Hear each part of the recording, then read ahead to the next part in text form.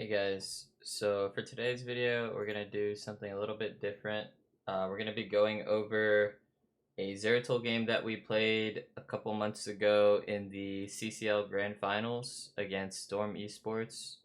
As far as what CCL is a HOTS competition, the highest competition that there is currently in HOTS. And a little bit of backstory, we had just fought our way through the losers bracket.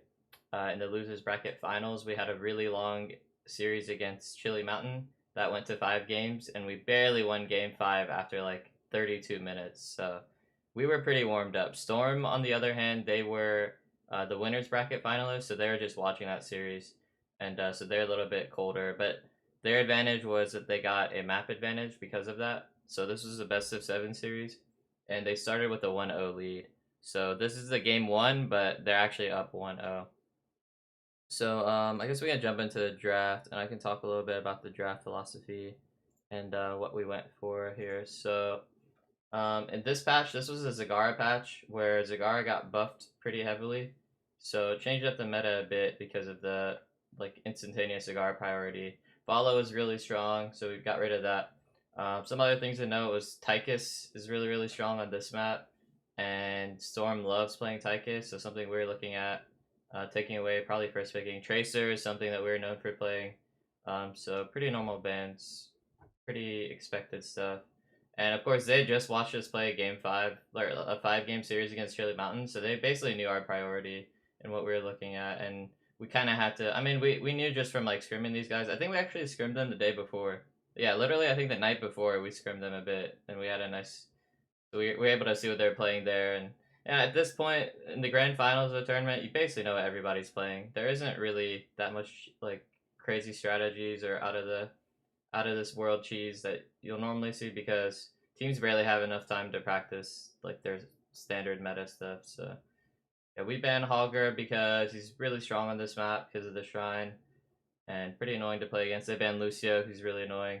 And yeah, went for that insta first pick Tychus. I believe they went instant Zag Brightwing. So yeah, Zag was really strong. Basically first pick, first ban for this whole patch. But we prioritized the Tychus just because we didn't think they were that great with Zag. And also, the series before, we just beat Zagara against Chili Mountain. Also in game 1, they had Zagara on this map, and we had Tychus on this map, and we just beat them. So we're pretty confident taking that matchup. Also, the Blaze with the Tychus is super strong, so that's what we went for. And so a little bit of a weird thing about the Blaze here is Blaze is almost always picked in the solo lane. As you can see, I'm the solo laner for my team, so I picked it. So you pretty much always see Blaze solo lane, but this game we actually went for main tank Blaze, which is like a little bit of an uncommon strategy you can go for in competitive where if the draft looks like you need another solo laner for whatever reason. So we ended up going Zeratul here because of their picks, and that's why we flexed the Blaze to main tank. And they're not expecting us. See, they're banning out main tank because they're not expecting us to do that. And it's not something we really did that often. I think we only tried it like once or twice in scrims where we did Blaze main tank, but it did work out in those times we tried it. And then the reason why we went for Mephisto so early is because we were afraid that they were going to pick it here because Kepi, who's their DPS player, he's really known for playing Mephisto, and we thought it was super strong on this map, and also super strong into Zagara. So we were pretty confident picking it early, which normally you don't pick both your DPS this early, but Tychus Mephisto are super high priority on this map, and they're already good into the heroes that they're showing. And then so we banned the Anubrak because he is a really good Mephisto counter, because he can cocoon Mephisto when he blinks in, and also just has spell armor. Pretty annoying hero to deal with. He could also E onto the Mephisto Shade, like if he doesn't cocoon him, so pretty annoying. So this is where the draft got really weird. We did not expect them to go Malthael or Ana, so we definitely spent a while thinking here, and this is when we decided to call the audible, and I said I want a Zeratul here because even though Brightwing counters Zeratul, Zeratul is extremely good into these other 3 heroes. He's super good into Zagara because Zagara is a defenseless backliner. Super good into Ana for the same reason, and really good into Malthael, mainly the later stages of the game. But any bruiser without CC, Zeratul really thrives against that sort of matchup. But bruisers with CC are a little bit harder, like Urel or Blaze or Dahaka, the heroes that can potentially stun you or displace you. So, but Malthael can't do any of that. So that's why I was confident picking the Zeratul. They also banned Diablo, which is one of the bigger Zera counters. So that's what made me even more confident. I was a little afraid of a variant here, but they went for the Dahaka main tank, which is also weird. And then, oh, also a fun fact. We picked Deckard because Masquerade didn't own Malf. So we actually wanted Malfurion here, but the Deckard ended up working out really well, so that's a pretty funny thing. And then, yeah, they were pretty shocked at the Zera pick. They're even, I remember they were typing in draft, they're like, Mask of Blaze Omega Lol or something like that. Like, no one really expected it, you know? But yeah, anyways, let's jump into the replay, and we'll talk about some of the, and yeah, see, he even says what's the build, kind of memeing around, because they're like, Mask of Blaze, what is this? Yeah, we'll talk a little bit about the playstyle philosophy, and we'll talk a lot about zoning and space creating, which is a really important concept as a solo laner, is being able to control space. I'm gonna turn the sound off, it's really annoying. Hope y'all don't mind, but we don't really need sound, whatever. But really important concept is controlling space and zoning the backline. As the solo laner, that's one of your main jobs, is putting pressure onto the backline. So even playing a melee assassin like Zera, which is not a traditional solo laner, that is your job a lot of the time as well, is to put a lot of pressure on their backline. And as I said earlier, like Ana Zagara backline is very, very vulnerable to Zeratul, so you'll see me a lot of times pressuring them, just not even by doing anything, but just having presence. So a lot of times not doing something but threatening it is stronger than actually doing something, because as soon as you use all your cooldowns and commit your abilities, it's a lot worse for you sometimes, because then you lose that pressure. So but yeah, basically Zera early game, with this build especially, but almost every Zera early game build or Zera early game, you don't really want to play that aggressive. You just want to soak and run. So right here, I messed up because we didn't know where Brightwing was, and I stepped up to the wave when I shouldn't have, so I got extremely chunked here. I'm getting bullied really hard, which is something that you'll see a lot against Zeratul early game, because like I said, his early game is super, super weak. And the main reason why it's weak is because Zeratul is very reliant on his talents, especially his later game talents. So you're talking about like Wormhole, Might of the Nerazim, Mending Strikes for self-sustain. So because he's so reliant on talents and the later talents, and because he's so squishy, like his health pool is pretty small for a melee hero. Like he's only got 1700. We compare it to something like a Dahaka, a traditional bruiser, he's got 2700. So he's got like 1000 more HP. So for a melee hero, Zeratul is very squishy and very talent reliant. And that's why we don't really like to fight early with Zera. We just like to try to get level 10, level 13, level 16. Going for a gank in mid here. We almost killed Rayquaza, and I almost die as well. Very, very close, but ends up just disengaging. I usually don't like to fight early game as Zera, but that looked like a good opportunity. So, but now I'm chunked again, as you can see, and I walk in. I don't know what I'm doing. I'm playing really bad right now. I don't have it well either. Oh wait, I should go to my own vision controller, so you guys can see my clicks and all that. I think it shows you my clicks. Oh, maybe not. Um, that sucks. But anyways, I'm really chunked here. I'm asking for help. I'm crying right now. I remember actually I was getting pretty tilted because of this. Because I was getting 2v1 the whole game. I remember I was like pretty upset. My team was just like, chill, dude. Like, we're scaling, you know? Like, they had to calm me down. I mean, I wasn't like freaking out. I was just like, this is really annoying. Like, I'm behind. Because as Zera, I'm trying to get as many globes as possible. You want to hit that 15 globe mark with this build by the time you're level 10. So I remember thinking like, dang, I'm behind on globes. I'm getting bullied. I think I end up dying here soon as well. Like I was getting pretty tilted, but thankfully my team was able to calm me down a bit, and I was able to, you know, reset the mental. The mental game is really, really important, but definitely I think I was feeling a little bit of the jitters, a little bit of the nerves, because this is a game one grand finals, you know, and we're already down a map. You see, oh yeah, this is where I died, man. BJ was just camping me, dude. Oh, this is where I got mad. I remember. I wasn't mad. I was like, ah. And my team's like, it's okay, settle down. You're scaling. I'm like, yep, I'm scaling. And then yeah, I ended up calming down after this. I don't think I made too many mistakes after that. That one like woke me up a bit, where I was like, okay, no more messing around. Like this is grand finals. They got a free map because of the winners bracket. We need to win 4 games here because it's the best of 7, and they only need to win 3. So like me on Zeratul as well is kind of rare, because I'm kind of like known for my Zeratul in the higher level games. So whenever I'm like, it looks like a good pick, it's almost always banned against me. And a lot of times people just first ban it against me because I play it a lot and it's really annoying to play against. So I really didn't want to lose my Zeratul game, because like this is probably, I think this is the only time I got it the whole series. I think every other game it was either banned or they took it away. So yeah, so I had to focus up here, just, you know, let the nerves settle down, and yeah, just trying to get my globes, trying to get to level 10. That's the real big power spike with Zera. So we just called to give the first shrine. We also have a Mephisto. who is pretty weak early game. You normally want like 10, 13, 16 on Mephisto, especially in a double healer. Double healer is really, really strong early game because generally your heroes don't have the tools to burst through the heals in the early game. You need some of your later talents, you need some of your later damage spikes. So we were completely fine with giving the first shrine and just scaling up. Because our clear is pretty decent with double range heroes, and their siege damage, I mean, it's pretty decent. They have the Zag Q build, which was really, really overtuned this patch. But we ended up saving the fort, which is really big. Being able to save your fort on the first objective should be our main priority. So, yeah, just giving the first objective here, no problem. Scaling up. And, yeah, like I was saying earlier, Zera is really reliant on his talents. So, Wormhole is a really big example of that. Once you have Wormhole, you could do a lot more, but I really want to get my globes before I start doing anything aggressive. And this is a little bit late for me for getting my globes. It's because I died and because I was getting harassed so much.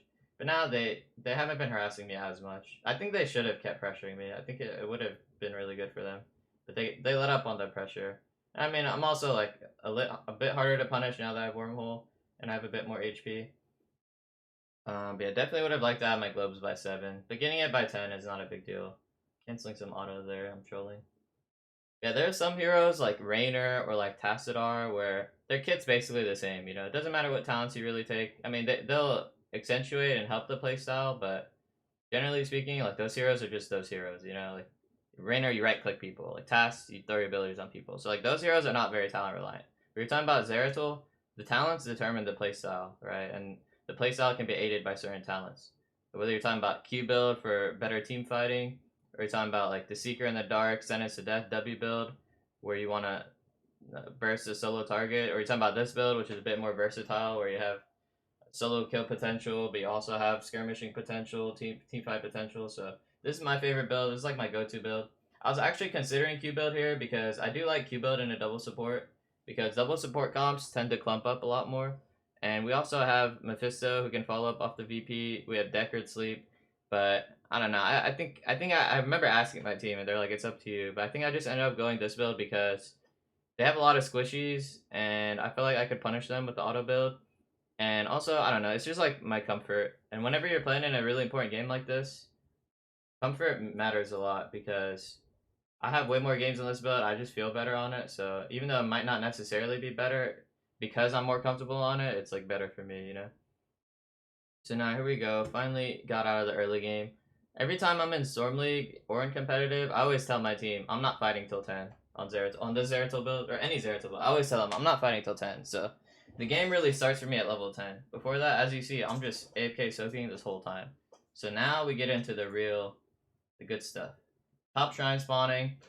We're playing for this. That's what the team said. We're playing for this. Everyone's saying that. Brightwing is getting an extra bottom wave. We don't care. We're getting out this camp fast, ASAP. Everyone's pinging it, you see? And we're playing for this. Oh, wait, we do care about bottom wave. I guess I do go for it. Wait, am I not playing for this? I thought I was playing for this. Okay, I guess we did care about that bottom wave. I don't know. This was a few months ago, so I still remember it, but not like super well. Oh, big. Oh, never mind. I thought that grenade sniped all those. Okay, now we sack bot wave. Okay.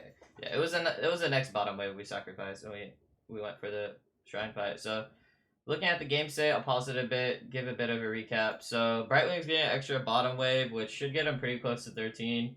They have the shrine lead, but we still feel like we can at least take a look and see if we can win the team fight. So, even though it looks a little bit bad, probably if we were more scared of their comp, we would have went for giving the shrine here. But because we felt pretty confident, because we got our tools, we got all of our ultis, I got my globes. Because of that, we did go for the shrine. And the reason I'm saying is why we probably would have gave in a more normal scenario is because they're so close to 13 that they will get it over time during the shrine. And then they'll have a talent tier advantage, which you normally never want to fight into those. But 13 is probably the least strong talent tier advantage in the game. Like 13s generally don't matter. What do they get? They get like root or sun cleanse on Ana. They get either spell shield or creep on Zag. I guess those are decent 13s, yeah. But I still think we can beat them, and I guess we'll see what happens. Oh yeah, another thing to note is they have the Ana Malthael combo, which is really, really strong. I'm surprised he went last rights though, because generally with this combo, you want to go Tormented Souls, so I was very, very surprised that he went last rites. I guess he was like afraid that the bunker would counter the tormented souls, but bunker also counters last rites, so yeah, I don't know. Also, interesting they went adaptation and not isolation because adaptation is very good for defensive purposes, but you already have essence and you have spell armor and you have two healers. Like I think it is too defensive from the Dahaka from Lauber. Like I think you're a little too scared because you have two healers and you're super tanky. So it's like I think he's going a little bit too defensive. I think isolation would have done a lot of work here to maybe stop the Blaze from bunkering or stop the Deckard sleep, or maybe they could catch me in a CC chain. But I was playing pretty clean overall this game, I think. So right here, this is what I mean by zoning and presence.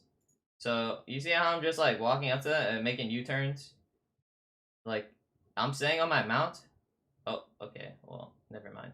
I go for a trade there. Oh, I baited the. I didn't even realize I baited them all there. Okay, calculated. Okay, never mind. I think that was in a different shrine where I do that. Oh my god, I got tongued though. Yeah, well we pretend like that never happened. I should not have gotten tongued there. Oh, but they nano boosted, and so yeah, now we just bunker and we just calmly disengage.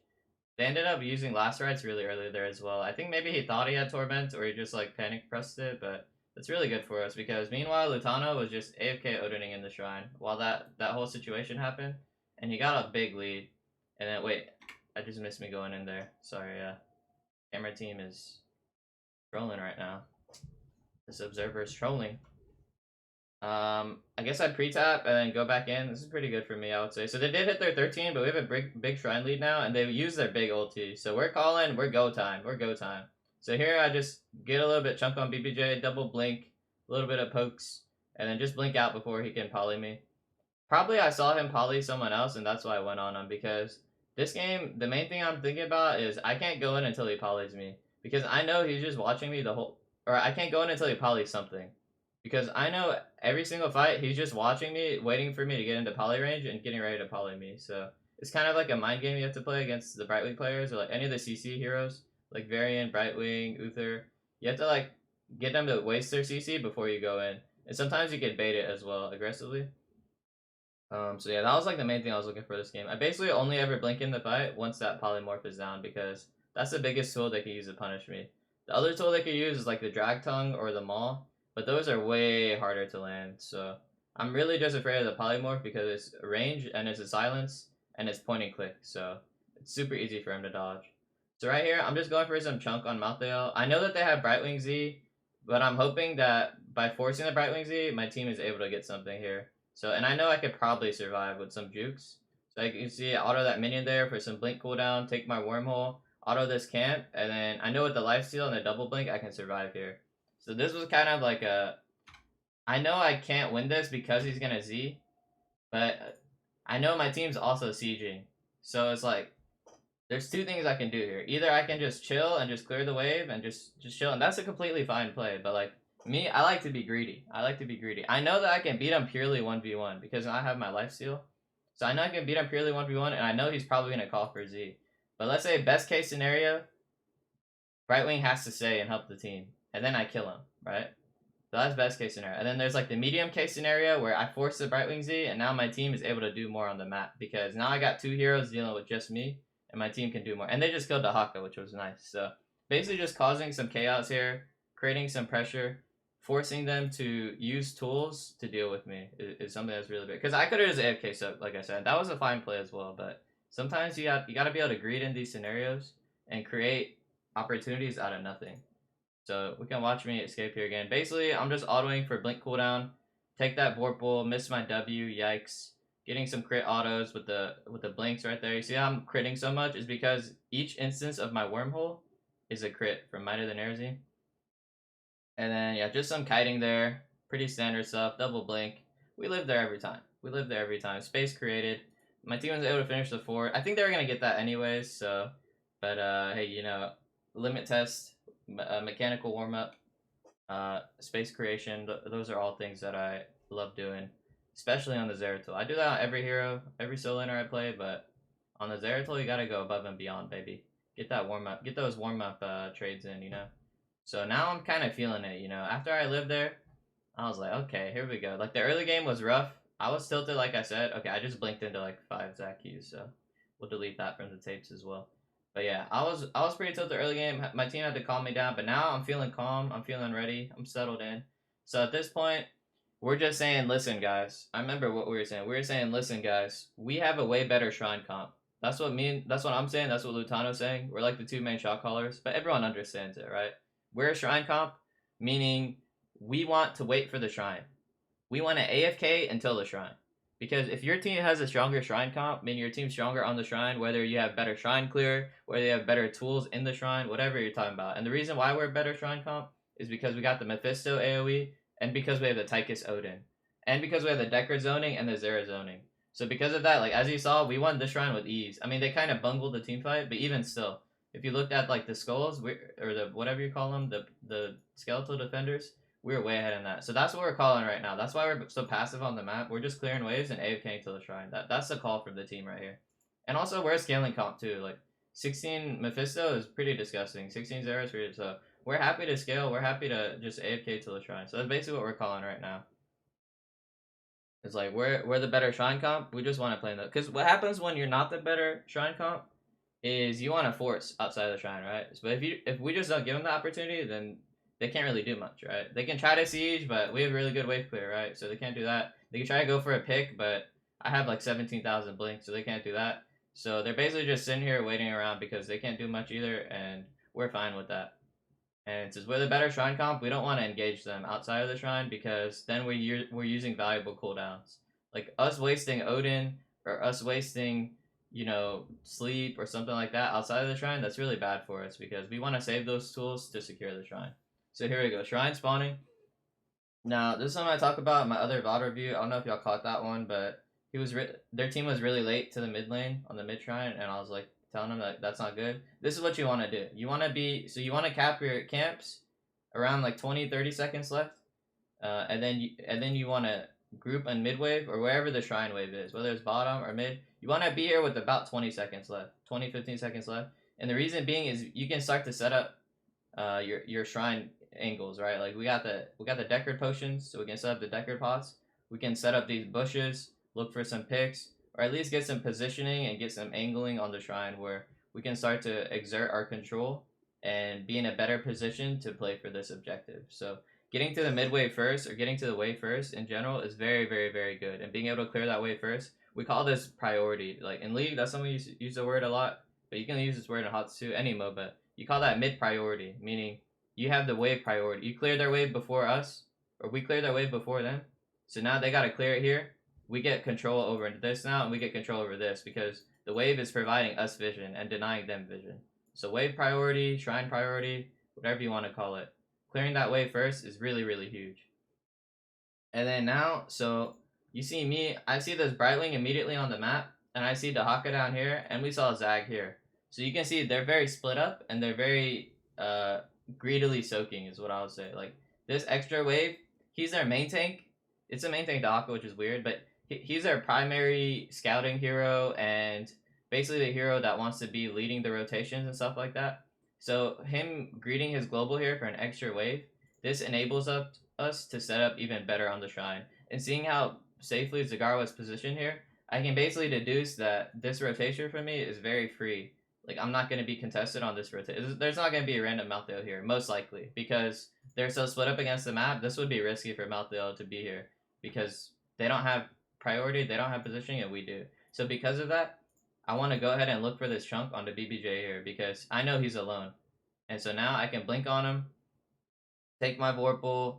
Oh, whoops, I accidentally clicked on him. I can just chunk him a bit there, and I can start to hit this camp a bit because I can now greed this top wave here because of the fact that we had such a good setup on the shrine and good priority. So now our shaman lives and theirs dies, which is really, really huge because the shaman will push the wave really hard. So I'm a little late to the shrine, but I got the shaman priority, which is very, very strong. Like this will be very nice for later on. And we're actually even in skulls here, regardless. So they are able to push through with the Dahaka Global. And now we're just playing a classic 5v5. But hey, we got Mephisto, we got Odin. We like that. We're liking this. Now, as you can see here, I don't really want to be with my team here because this is too much congregation. This is too much of a group. I want my 4-man to be grouped up. But me, I want to be playing the side angles, right? He's got me a couple pots here, which is nice. But I want to be playing these angles to destabilize their backline. So our backline's here, that's good. You know, we're playing the shrine, we're doing our thing. You know, we're trading damage, this and that, we're getting vision, so on and so forth. But me, I want to be on these flanks to start applying some pressure. So immediately I see the Brightwing, I'm like, uh-oh, he's got polymorph. So I don't want to commit until he polymorphs me, but I want to have that pressure. So now Malthael goes on me, we trade a bit of damage. I won that trade pretty hard, as you can see. I got him to half HP, I'm still basically full. Part of that was because of the 2 potions here, but it was also because Zeratul just outtrades Malthael really hard in general. So now I chunk this guy, I'm causing chaos down here. Their comms are probably all weird, like Labrad's like, come on guys, let's kill him. And they're like, no, there's a Zeratul hitting me, I need help, I need heals. And the guy's like, I'll poly him, don't worry. But then I'm like blinking over here, so they're in a whole disaster scenario. Meanwhile, if they take a look at the map, they're like, oh no, our base. Why? Because I was able to get that wave earlier. So this is just a whole disaster scenario for them. And my team, we're just saying, do the shrine. That's all. We're a shrine comp. It's very simple for us. Our execution is very simple. I cause chaos, team does the shrine. Very simple, clean cut, easy money, right? And then boom, I get this globe. Always good to grab the globes in between skirmishing, give you a little bit of, you know, extra HP. Could save you if you're trying to int. And then right here, my team's calling Lauber, so I try to chunk them. But they actually get a really big maul, and I do end up getting polymorphed. I should have ran away here. I misread this. I had stepped up a bit because I was scared my team was going to die after the maul, but my team has bunker, and they're pretty tanky, and they were healthy going into that. So I misread this, and I died, which it's not the end of the world because we still got the shrine, but I definitely could have lived if I just disengaged. So a little bit of an overstay for me here. We do get down the bunker, and we are actually able to trade Dequaza, so a 1-for-1 at the end of the day. Not too bad, but like I said, I could have lived, so that one's on me. Regardless, as you can see, that's the pressure we're talking about. That's the zoning. That's that sort of chaos you want to create. And that's not just Zeratul. It's definitely a Zeratul thing, but that's any solo laner. That should be your job, is creating, on most solo laners, I'll say. Some of them are like special, like the Mathael, for instance. More of a team fighter. Not much of a zoner, but can be. And actually, I played him 3 times in the series, funnily enough. Our other 3 wins in this series, spoiler alert, we did end up winning. But our other 3 wins in the series, I actually played Mathael, so it's funny he played it 1 game and I played it 3 games. But yeah, he's not as straightforward when it comes to zoning because he doesn't have that CC, but he could still do it potentially as well. But yeah, generally most solo laners, that's their job, is just creating space, creating havoc. That way you enable your 4-man to do more. Because if you're not doing that, if you're just playing in the front with them, then they don't have as much space to operate. But you see, whenever I'm in the back here, on the flank here, I'm able to create more pressure and create more space for our team. So, alright, let's go ahead and speed it up to the next shrine because this video is getting a little bit long. I might have to speed it up to, like I said, we're a shrine comp, so we're just AFK into the shrine, so I'm just soaking. I'm pretty safe, you know, but still, I don't want to die whenever I see it, so I'm just chilling, catch waves where I can. We're just calling 20s, do the same thing, rinse and repeat, right? We got 1 fort with 1 shrine, got the 2nd fort with the 2nd shrine. Now we go for the 3rd shrine, that should be a keep, right? Keep minimum, so, or actually it's 4th, right? Because they got the 1st one, they got half a fort. We got the 2nd one, we got a fort, 3rd one got a fort, so now the 4th one's spawning soon, and so for this one, we're really happy because we got pretty lucky. Because so basically the way the shrine spawn is, the last one was mid, so there's a 50-50. It could either be bottom or top. And we're pretty happy because we won the 50-50 because we got the fort earlier. So for this shrine, we'll have a fort and a well advantage, which is very, very big. If you have the well and fort advantage for the shrine, that's very, very strong because you can take that initial engagement and then you can back away to your fort and tap. And that's really, really, and if you start losing, you can run away to your fort and you can minimize your losses, right? But if you're losing without a fort, you don't have that same comfort, that same luxury of being able to have an easy retreat path. Once you're committed, you can get run down pretty easily. So that's something you got to worry about when you're talking about shrine advantage. And also, they made a good macro play here. We kind of missed that, but they saw us on the map top side, and they snuck away our bottom fort. So that was a good macro play for them. But we don't really care about our bottom fort. The shrine is top. And we're able to win a constellation prize of their shaman camp, which isn't that great, but hey, it's something, you know. At least we weren't AFKing over there. At least we were able to get some sort of consolation for losing our bottom fort. And that Shaman Camp will give us a bit of priority on the lane as well. Remember, we're talking about lane priority. This is big lane priority. They gotta clear 2 Shamans, they gotta clear 2 minion waves, and they gotta clear a catapult. And there's only 10 seconds left. So this is big priority. Shrine priority, very, very important. And when you have the fort, shrine priority is way easier. So, and then you saw me, I was just chunking Lava a bit there, you know, just give him a little kiss over there. Nothing crazy. Didn't even really have to mention that, but okay, here we go. Shrine priority. I'm looking for the same thing. I'm looking to set up some sort of zoning ability. Right now, I'm just hitting the shrine on my team because we just saw all of them. So I'm just helping my team secure the initial 10 skulls, and then I'm gonna start to look to zone again. So again, I'm gonna play on the bottom side here. So very similar setup. The 4-man plays from the right. We got 20 Odin now, which is big. We got 20 Mephisto Mimic, which is big. We got 20 Sleep Decker, that's big. I got my 20 Vorpal, that's my favorite talent, it's big. What do they got? Invisible on Brightwing, that's pretty annoying. That Zac 20 is annoying. I think they ended up nerfing that. They got buyback on Matael, so I think our 20s are better. Like the 20 on our DPS are very, very strong for this map, and 20 Zera is very nice too. So and 20 Sleep, so I'm pretty happy about our 20s here. And of course, like we're winning every shrine, so we're just calling the same strat. You know, nothing crazy here. Now they're the ones who have to come up with the solution, right? Because so far in the past 2 shrines, we played it the same exact way and we won both times. So it's up to them to come up with the creative solution, and it's up to us to anticipate that and be ready to deal with it. But until then, we just kind of play the same until we see if they're showing us something different, then we react, right? But we're fine with the status quo, and I'm fine with zoning bottom side. You see, I'm trying to get him to poly me right now because I am in range, right? But he knows that their follow up isn't here, so I'm trying to bait their follow up to come to me, and then I'm gonna blink away before he polys me. It was kind of like a little mind game, little chess match of like, I want to create enough pressure to keep them interested, but not to where I die. So it's a very, very slippery slope, double-edged sword, whatever. But you gotta try, because if I'm just AFK over here, then they can punish my team, right? So I still have to be able to apply that pressure, and that's that's basically what this is all about. Is creating that pressure and making something happen. Because otherwise, the worst feeling is like you're playing a little too passive and your whole team dies. And you're like, oh man, my whole team died, they suck. But it's like, you gotta think, like, maybe I could have done some shenanigans in the backside that maybe would have stopped them from dying. So that's like the evolution of the mindset, where you start to look for more opportunities because you're afraid your team's gonna int. Because my team is inted a lot of times, I will tell you, and that's when I learned, like, I gotta do more. So everyone's gotta pitch in, you know, everyone's gotta do their part. So, and sometimes I int and they're like, okay, this guy's inting. But I'm trying to tell them I'm creating space, right? But they think I'm crazy. They think I'm like that guy from It's Always Sunny with the whiteboard in the background and the crazy hair.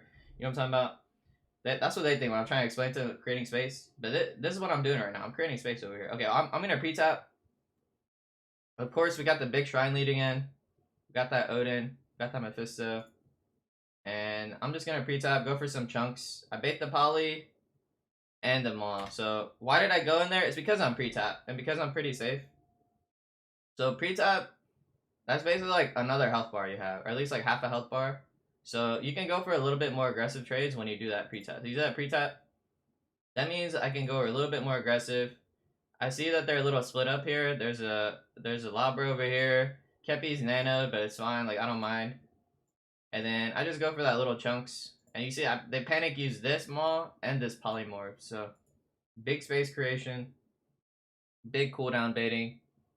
And now I can return to my bottom side angle and keep zoning. So right here, I'm just mounted. This is what I was talking about, where I'm just mounted running around in circles. Why am I mounted running around in circles? Because I don't want to pull the trigger too early. I'm just here to zone. I'm here to create space. You see, I'm like shepherding him. I'm just running him away because I'm like, okay, I want to run him away. That way my team can finish the shrine. But if I go in on him, then I could potentially die. And I lose that zoning pressure. Unless I see BBJ poly someone else, or I think it's safe for whatever other reasons, like let's say they use some other cooldowns over there, or like we're all-inning somebody. Unless that happens, I'm just chilling. And I'm just letting my team win the shrine. So Right here, this is, I might look AFK. Okay, I just wasted my W randomly. I might look AFK, but I'm actually zoning out of my mind. And that's what this is all about. Zoning on, sometimes you don't even have to make a flashy play, you know? Sometimes you just gotta zone. Boom. I like to think I set that kill up by my, no, I'm just kidding. That, my team smurfed there. That was a good job from him. I think Legacy smurfed on him with the 16 staff bash into the Emerald. Also, Emerald got so much value this game, I will say that much. Deckard pick ended up being really good, even though it was an accident. And yeah, we won the shrine. As you can see, there's only a minute left. Spoiler alert, let's see what happens.